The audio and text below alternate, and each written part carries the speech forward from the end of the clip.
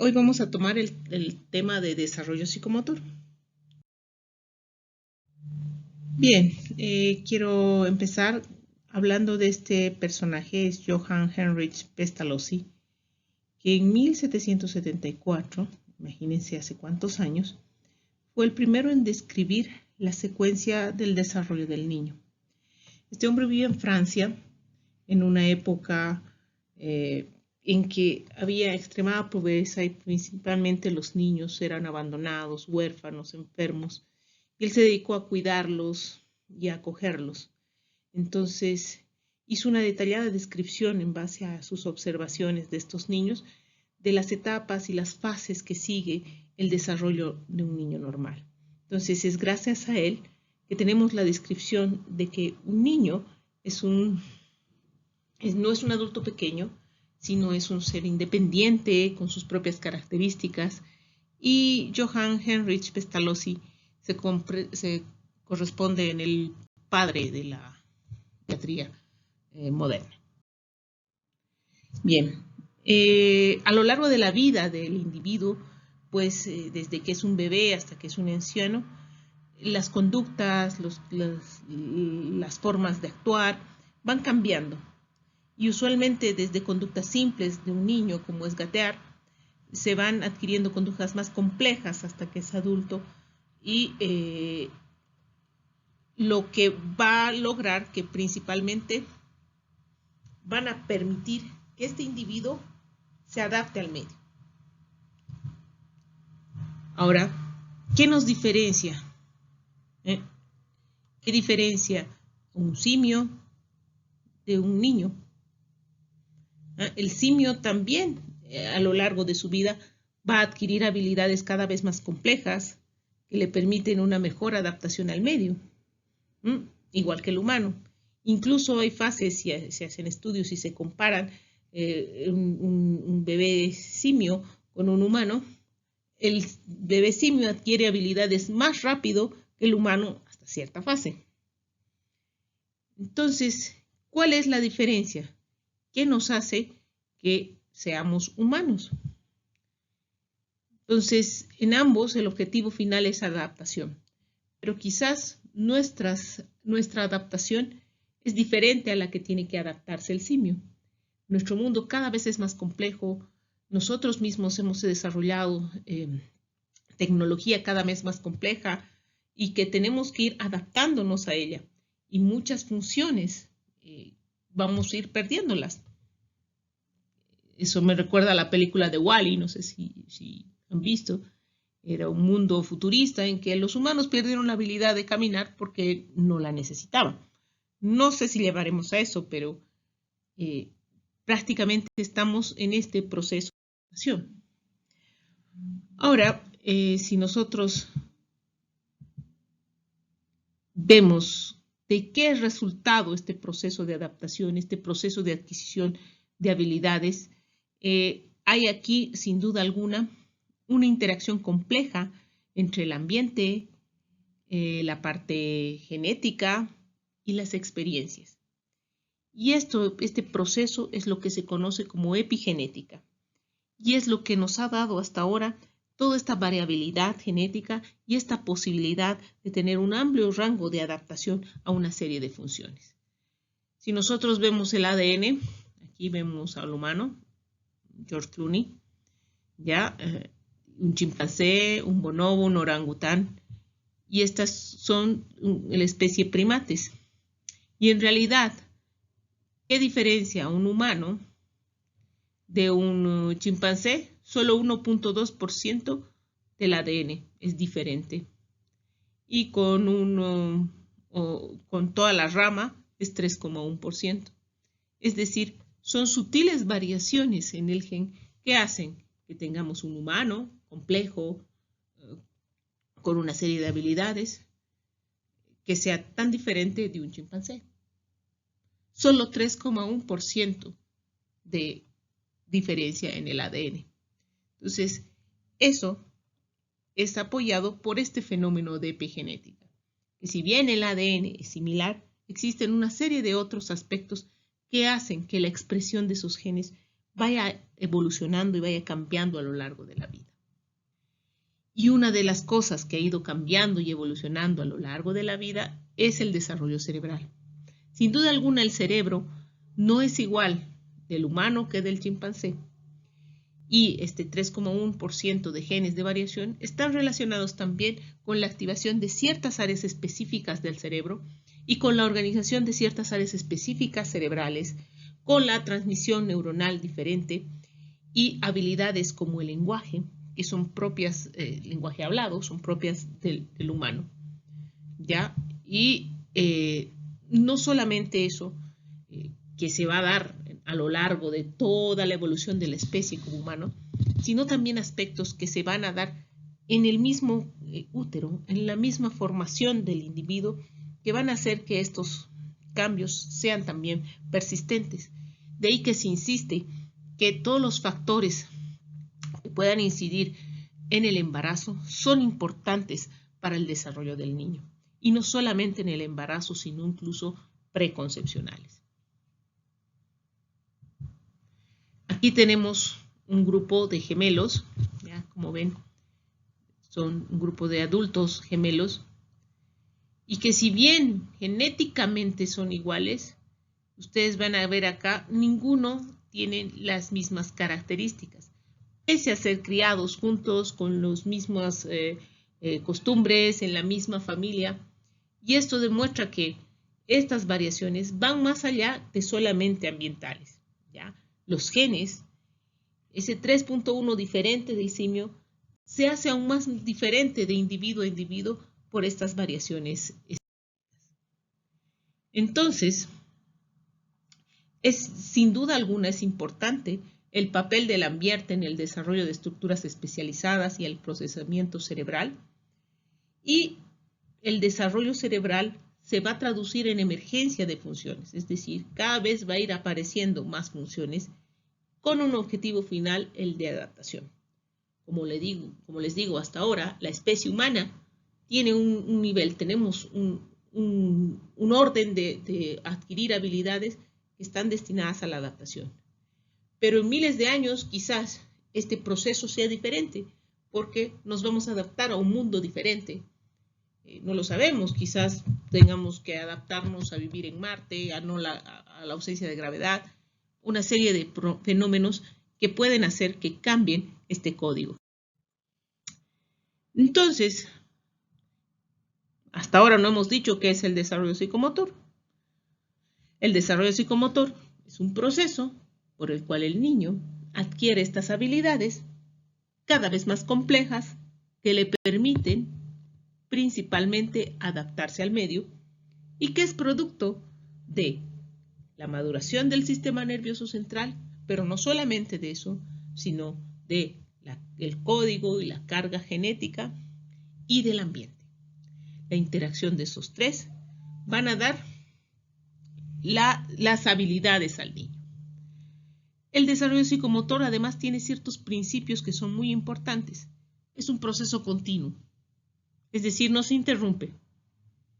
El niño tiene que seguir las fases una tras otra. Es progresivo, una fase sigue a la otra y las habilidades se van cambiando y se van haciendo cada vez más complejas.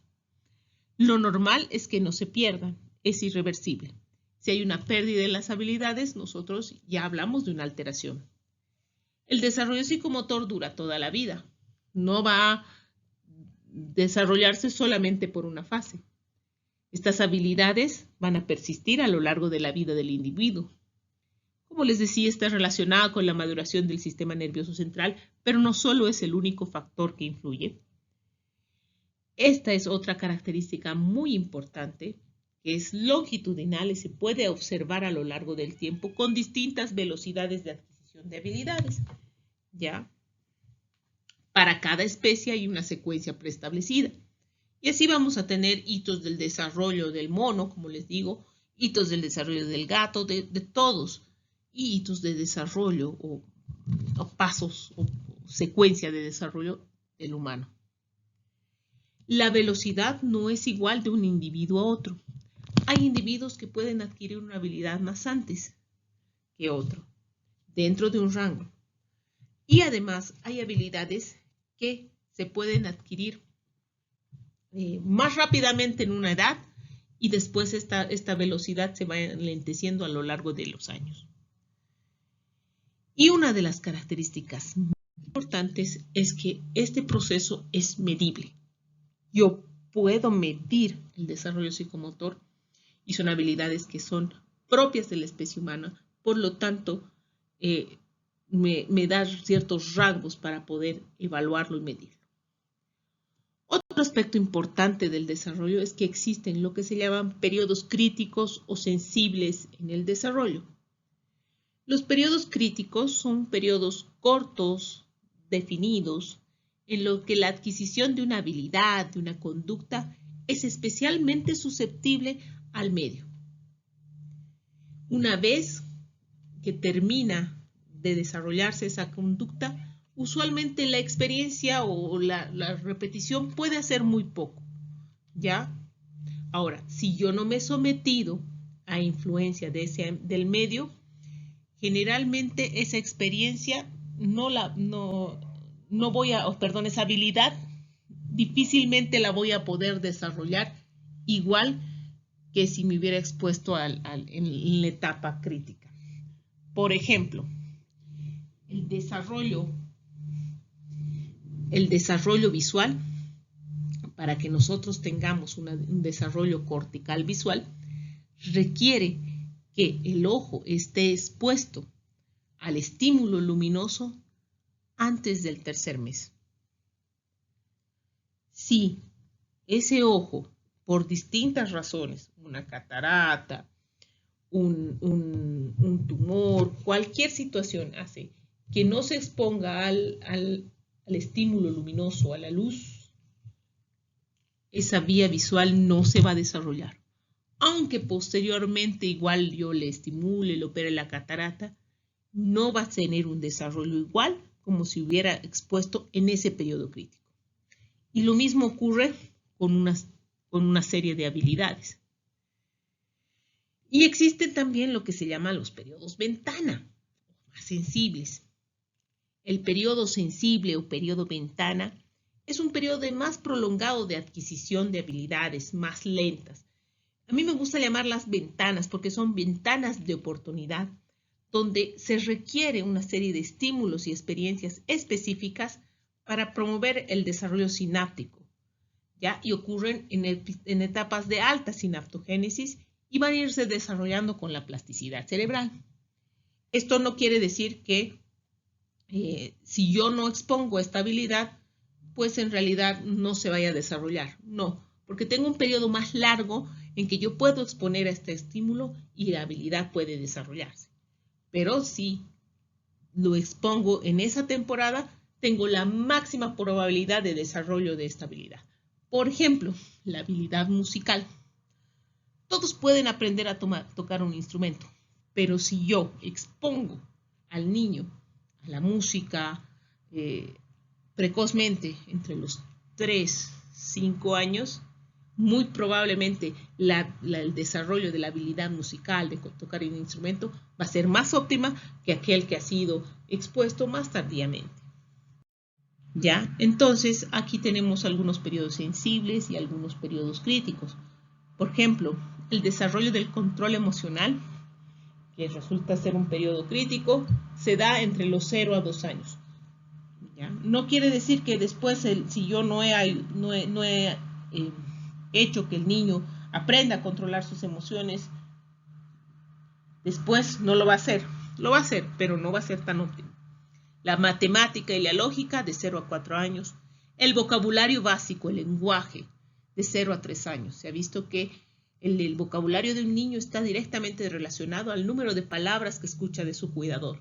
Y eso en el periodo sensible es entre 0 a 3 años. El aprendizaje a la segunda lengua, de 0 hasta 7 a 10 años. Tan buena como la lengua materna, es decir, por ejemplo, en hogares en que se habla inglés y español. La ejecución de los instrumentos musicales, como les decía, entre 3 a 10 años. El vínculo afectivo, esto es un periodo crítico, entre 0 y 2 años. Las destrezas sociales con pares, entre 3 y 4 años, esto es otro periodo crítico. la visión binocular entre 0 y 6 meses y el desarrollo motor entre 0 y 4 meses. 4 años, perdón. Entonces, esto, lo importante que nos aporta es que no es que, no, si no lo estimularon antes, lo voy a hacer ahora. O si tiene un problema, después va a caminar. No, es importante fijarnos estas metas como tiempos de oportunidad para que el niño pueda desarrollar esta habilidad. Otro aspecto importante es el que el cerebro del niño no es igual al del adulto. El cerebro infantil tiene, si ustedes ven acá, este es un cerebro de 5 años. El color rojo indica la cantidad de sustancia gris y el azul menos.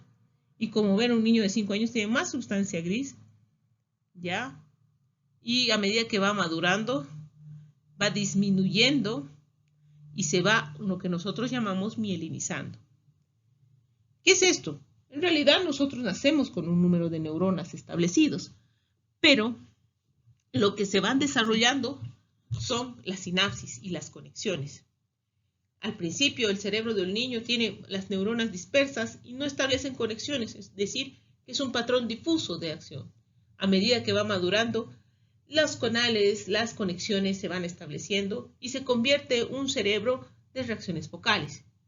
Es así que es como dicen, en el cerebro del niño tengo miles de posibilidades de activar una u otra área, en cambio en el adulto ya está todo establecido. Y aquí tenemos, por ejemplo, son las mismas neuronas del recién nacido al mes hasta el adulto. Y lo que cambia es el número de sinapsis, el número de conexiones.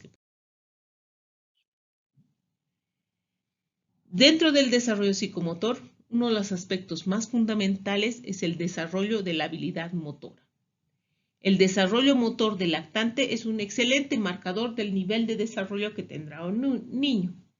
Tiene un sentido, ocurre en sentido cefalocaudal y de próximo adictual y va a generar de movimientos reflejos generalizados, se va a ir a movimientos especializados con una integración y con un propósito más claro. ¿Ya? Obviamente esto está influenciado por las variaciones propias del individuo, pero en general vamos a ir de sostener la cabeza hasta poder agarrar el lápiz. ¿Ya? Ese patrón de desarrollo motor de lo general a lo específico es lo que va a seguir en todo humano.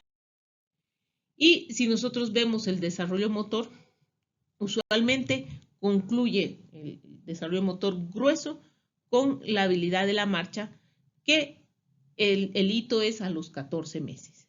¿Ya? 3 meses control cefálico, 6 meses sedestación con apoyo, 8 o 9 meses sedestación solo, 10 meses gateo, 11 a 12 meses de pie con apoyo y la marcha hasta los 14 meses. Se dice que hasta la marcha el desarrollo motor grueso está completo, ¿ya? Y si un niño desarrolla este sentido, es un buen marcador de un buen desarrollo posterior. En el preescolar, a medida que va avanzando, se tiene un mejor control motor grueso y de ahí que el niño puede saltar en un pie, puede correr. No es raro encontrar las incinesias. ¿Qué es esto? Son movimientos, todavía no puede lateralizar, o sea, hacer una actividad en un lado que sea diferente al otro lado. Mover la mano izquierda y en la derecha quedarla quieta. Entonces, generalmente hacen las actividades como un espejo. Empieza el desarrollo de praxias complejas, que es, por ejemplo, el abotonarse, el anudarse, ¿ya? Y a veces tienden a tener persistencia motora o paratonía. Uno le dice, abre la boca o cierra la boca, mete la lengua y cierra la boca y el niño la deja la boca abierta. ¿Ya? O no pongas dura la pierna y pone dura la pierna. ¿Ya? Todavía le falta cierto control motor. ¿Ya? Y más o menos hasta terminar la parte preescolar, estas habilidades ya están completas. Pero ¿cómo yo evalúo el desarrollo psicomotor? Como les había dicho, una de las principales características del desarrollo psicomotor es que es evaluable. yo puedo medirlo, yo puedo evaluarlo. Y esto lo hago en base, primero, a una historia clínica detallada, a un examen físico en que voy a buscar activamente algunas características del desarrollo, entre las cuales están los reflejos primitivos, los posturales, y por supuesto la aplicación de test específicos, que van desde test de screening como el Denver o el Bayley. Más adelante puedo usar otros test como el de inteligencia o el Conners, que están destinados a medir estas habilidades. Debo tener en cuenta que cuando evalúo el desarrollo psicomotor, hay que considerar, primero, la edad cronológica del paciente y la edad corregida. No es lo mismo evaluar un niño que ha nacido de 30 semanas y tiene un mes, que un niño que ha nacido de 40 semanas y tiene un mes. Debo corregir la edad, es decir, restarle a su edad cronológica los meses que le faltan para completar su nacimiento a término. Es decir, al niño que nació de 30 semanas, le restaré a la edad que tiene 10 semanas, ¿no? Que son las que falta para completar a 30, y lo evaluaré en esa edad corregida. No es lo mismo evaluar un niño sano que un niño enfermo. Siempre hay que evaluarlo cuando esté sano. No hay que solo ver el desarrollo motor o hay que solo ver los ojitos, hay que ver el niño en su desarrollo integral y ver cómo interactúan las otras áreas, porque puede haber retrasos solo en una área, y ver qué condiciones tiene el ambiente del niño, porque yo puedo evaluar su desarrollo del lenguaje, por ejemplo, y él pues prácticamente no tiene ningún estímulo, no ha llevado a la guardería, nadie le habla, vive aislado. Entonces, obviamente, el desarrollo del lenguaje no va a ser óptimo. Dentro de la historia clínica, ¿qué aspectos tengo que tomar en cuenta? Como toda historia clínica pediátrica, los factores maternos prenatales. Ya es importante ver qué enfermedades ha tenido la madre, alguna enfermedad crónica, aguda, el consumo de alcohol. Se ha visto que cualquier cantidad de alcohol en el embarazo puede producir problemas, si ha tenido abortos o muertes previas. Los factores perinatales son las complicaciones obstétricas, la prematuridad como un principal factor de riesgo, el bajo peso al nacimiento, el embarazo múltiple, las convulsiones, sepsis, meningitis, hiperbilirubinemia, cualquier factor que pueda resultar un riesgo de que este niño tenga una alteración en su desarrollo. Los factores postnatales, igualmente las convulsiones, la sepsis, la meningitis, la otitis media recurrente, la exposición a tóxicos y, por supuesto, la historia familiar. Es súper importante ver la consanguinidad y en algunos casos hay que hacer esto que es el árbol genealógico. Ya este es uno de, si se puede hacer el del rey de España, ¿por qué no podemos hacer el nuestro? Ya por lo menos de 2 generaciones, averiguar si no existe entre la familia otras personas o antecedentes de retraso o enfermedades neurológicas, si hay sordera, ceguera o alguna otra anomalía cromosómica. Y no hay que olvidarse de algunos factores de la historia social. Si este niño ha sido expuesto a negligencia, abuso, el bajo nivel socioeconómico, los bajos ingresos, un ambiente en que no hay las condiciones mínimas de higiene, de cuidado, los padres adolescentes, las familias uniparentales son factores de riesgo social que hacen que el ambiente del niño no sea el adecuado para un óptimo desarrollo. Al examen físico, ¿qué cosa puedo identificar como factores de riesgo? Primero, cualquier crecimiento anormal, ya sea en un percentil menos 5 o un percentil más 97. No es que es más gordito y es más sanito. No, cualquier desviación en los parámetros normales es de alerta. El perímetro cefálico debe estar entre el percentil 5 o 90. Cualquier variación ya es una alerta. Anomalías congénitas mayores, como que tenga una espina bífida un defecto de lineal media, una cardiopatía congénita, otras anomalías congénitas menores, dismorfias, micrognatia, blefarofimosis, hiperterrorismo, clinodactilia, presencia de lesiones neurocutáneas, manchas café con leche, anomalías oculares, ceguera, estrabismo, nistagmus, cataratas, anomalías auditivas, hipoacusia, anomalías viscerales, visceromegalias, esqueléticas, displasia ósea, malformaciones y anomalías neurológicas en el que se va a ver conductas anómalas, anomalías en el tono, hipotonía o asimetría o movimientos anormales. Entonces, cualquiera de estas situaciones que se encuentren al examen físico es una alerta para que este niño tenga una evaluación exhaustiva del desarrollo, porque puede estar comprometido su desarrollo. Les decía que dentro del examen también es importante revisar los reflejos primitivos y otro tipo de reflejos que se llaman los posturales. Un reflejo es una respuesta involuntaria a un estímulo, una respuesta motora involuntaria a un estímulo sensorial y que generalmente no tiene una conexión a nivel cerebral, sino más bien son de estructuras bajas, encéfalo, tronco, médula.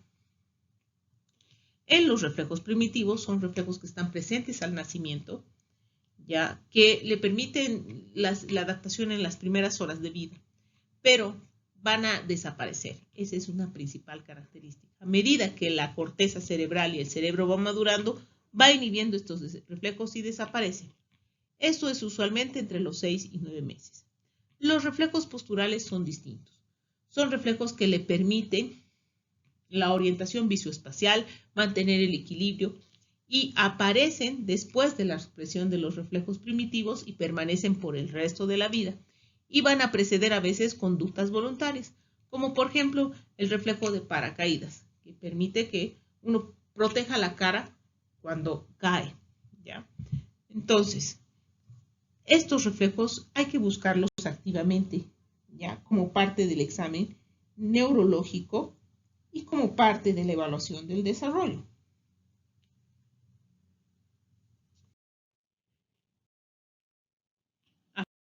Ahí está. Entonces, vamos a ver este primero. Este es el reflejo de Moore. Entonces, básicamente consiste en cambiar la orientación cefálica del niño hacia abajo y hace una respuesta como de abrazo. Extiende los brazos y los junta a la línea media y a veces con flexión de pierna. Ya ese reflejo aparece, como les decía, desde las 35 semanas y desaparece alrededor de los 3-6 meses. Este reflejo hace un estímulo lateral paravertebral y el niño mueve los músculos, la cadera hacia el lado estimulado. Este es el reflejo de Galland. Galland.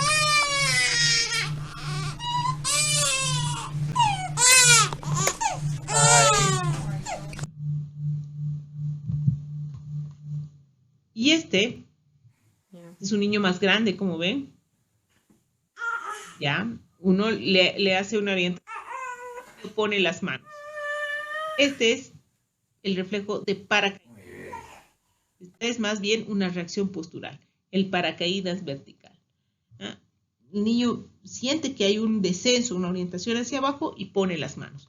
Y este es un reflejo que todos permanecemos, lo tenemos. Si tú te vas a caer, lo primero que vas a poner es las manos. Bien. ¿Qué áreas evaluamos en el desarrollo psicomotor? Usualmente estas son las 5 áreas que evaluamos en el desarrollo. El área motora gruesa, el área motora fina, el área de lenguaje y el área social. Esta es una escala de Denver modificada en el que podemos ver aquí las 4 áreas: motora gruesa, motora fina, lenguaje personal y social. Y vemos que hay una serie de hitos que cada uno tiene una barra de color blanca y gris. Este es un sistema que ha sido diseñado por Denver, en el cual está basado en estudios poblacionales. La barra blanca donde inicia está que el 25% de la población realice esa habilidad cuando empieza esa barra blanca. ¿Ya? Por ejemplo, si nosotros nos vamos aquí, el alzar la cabeza, hay niños que pueden alzar la cabeza antes del mes, 25% de la población. A mitad de la barra blanca, esto representa el 50% de la población, ¿ya? Y esa es quizás lo más frecuente, que alzan la cabeza al mes de edad. Cuando empieza la barra ploma, implica que el 75% de la población ya realiza esa habilidad a esa edad.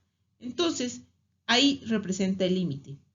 Quiere decir que hasta ahí es si quieren, lo normal. Después del 75%, es decir, en la barra oscura, hasta terminar la barra oscura, el 90% de la población ya realiza esa habilidad. Quiere decir que si no la hizo, ya es un retraso. Por lo tanto, cuando empieza la barra gris, ya es una alerta. Ya es una alerta, porque el 75% de la población hace esa habilidad y si no la ha logrado, es una alerta en el desarrollo. Entonces, de esta manera se evalúan una serie de habilidades por edad. Uno le hace una línea acá y evalúa. Y de esa manera tiene un patrón del desarrollo del niño en cada habilidad. Muchas veces esto es difícil de hacerlo, pero habría que hacerlo en toda consulta. Hay distintas escalas para cada país. Esta es una de las más completas y este es un resumen bastante útil. Y en base a eso también es importante, está en relación a esto, el determinación del desarrollo, del coeficiente del desarrollo. Se habla de un retraso de desarrollo psicomotor cuando este coeficiente es menor a 70. Por ejemplo, si tenemos un paciente de 13 meses y la evaluación del desarrollo nos da que tiene 10 meses de edad, el coeficiente de desarrollo es la edad de desarrollo, 10 meses sobre la edad cronológica. Esto te da un porcentaje de 77%. ¿Ya? Por lo tanto, este paciente no tiene un retraso en el desarrollo psicomotor. Puede resultar una variante dentro de lo fisiológico, pero no tiene un retraso en el desarrollo. Cuando este porcentaje sea menor a 70, quiere decir que la diferencia es significativa como para que el niño tenga un...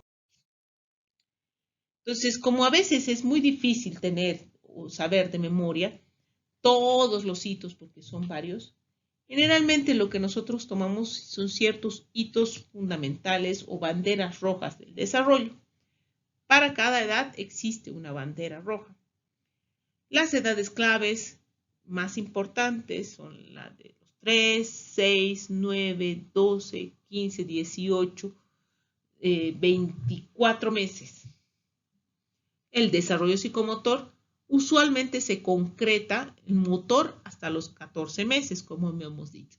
Y el desarrollo cognitivo, social, del lenguaje y motor fino, se concreta más o menos hasta los 6 años. Entonces, cuando ya el niño ingresa a la escolaridad regular y empieza a adquirir otras habilidades ya relacionadas con el aprendizaje. Entonces, si nosotros vemos en una tablita ya diferente solamente los hitos, a los 3 meses el hito en motor grueso es, por ejemplo, el control cefálico. Esa es una bandera roja. Significa que el 75% de la población hace esa habilidad a los 3 meses. Si no tiene control cefálico a los 3 meses, ese niño ya cae en lo anormal, en los riesgos y debe tener una evaluación. Motor fino, manos abiertas, en lenguaje hace cos y en social tiene sonrisa social. A los 6 meses en motor grueso es la sedestación, motor fino transfiere objetos, en lenguaje dice agú y en social y adaptativo reconoce extraños. A los 9 meses, esta es sedestación con apoyo a los 6 meses, a los 9 meses sedestación independiente, motor fino ya hace pinza madura, ya dice mamá, pero sin intención, mamá, hace disílabos, ya puede comer con sus dedos. A los 12 meses camina. Si no camina, se pone de pie y camina con apoyo. Ya inspecciona los objetos, hace chao ya dice 2 palabras e imita acciones y juega con algunos gestos. Por ejemplo, hazme una carita de viejito y el niño hace una carita de viejito. A los 15 meses ya es capaz de caminar perfectamente. ¿Ya? Incluso sube escalas de A1. El motor fino imita actos. ¿Ya? En lenguaje ya sigue órdenes con gestos y ya puede usar 4 a 6 palabras. Coopera al vestirse y usa la cuchara y el vaso. No bien, pero le intenta agarrar. A los 18 meses ya es capaz de correr. Ya coordina lo suficiente para correr. Ya hace rayas. Ya combina 2 palabras en lenguaje y ya es capaz de jugar con otros niños, es decir, seguir las órdenes y tener un juego imaginativo y simbólico. Entonces, estos hitos son banderas rojas. Ya, aquí lo volvemos a tener. A los 24 meses, en motor grueso, ya sube escaleras solito. Sube y baja escaleras. En motor fino se saca los zapatos, da vuelta a la página. En lenguaje ya entiende los pronombres yo, tú, mi y hace comandos de 2 etapas. Pásame la pelota. En el social ya es capaz de preguntar por la comida, en baño y juega en paralelo. Es decir, es capaz de jugar con otros niños siguiendo las reglas del juego y jugar compartiendo sus juguetes. A los 3 años en motor grueso, alterna pies, sube escaleras. Motor fino, se desviste, es capaz de lavarse las manos. Y el lenguaje de yo, tú, mi, que decía a los 24 meses, a los 3 años es capaz de decir más de 250 palabras y decir oraciones y frases y ya tener un lenguaje absolutamente florido. Esta etapa se llama el boom del lenguaje, entre los 2 y los 3 años. Y en lo social es capaz de jugar en grupo, comparte juguetes, conoce su nombre, se identifica con su nombre. A los 4 años alterna pies, salta, se abrocha botones, ataja pelota en motor fino. En lenguaje conoce colores. Ojo, conoce colores siempre y cuando le hayamos enseñado. ¿Ya? Pero puede decir su nombre completo, dónde vive, si le hemos enseñado. Y el social adaptativo tiene un juego cooperativo. Es decir, es capaz de prestar sus juguetes e interactuar más compleja estos juegos de ludo, por ejemplo, de tirar los dados, entiende ya estos juegos más complejos.